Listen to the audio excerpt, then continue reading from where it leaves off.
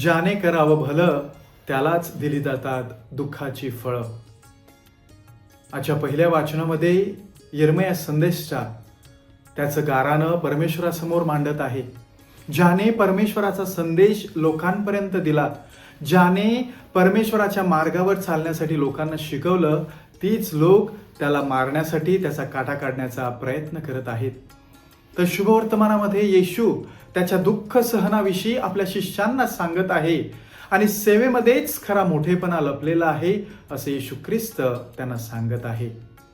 निष्पापालाच दुःखाला सामोरं जावं लागतं, दुःख सहन करावं लागतं, असा हा आजच्या दोन्ही वाचनांचा सारांश आहे.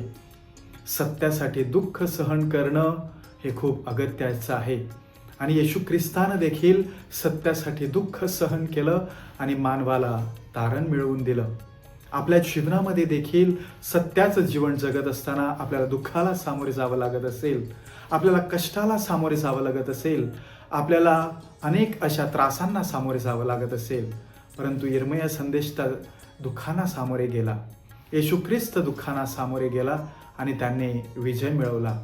कदाचित जगाच्या दृष्टीनं तो विजय नसेल, परंतु तो परमेश्वराच्या दृष्टीने विजय नक्कीच होता. आणि ज्या येशू ख्रिस्तानं दुःख सहन केलं त्याने आपल्याला तारण मिळवून दिलं. आणि म्हणून आपल्या जीवनामध्ये ते दुःखाचे प्याले येतात, ते घेण्यासाठी, ते सेवन करण्यासाठी, ते जगण्यासाठी आणि त्याप्रमाणे परमेश्वरी वचनावर चालण्यासाठी आपल्याला कृपा मिळाली पाहिजे. आणि तेच आजची उपासना आपल्याला सांगत आहे.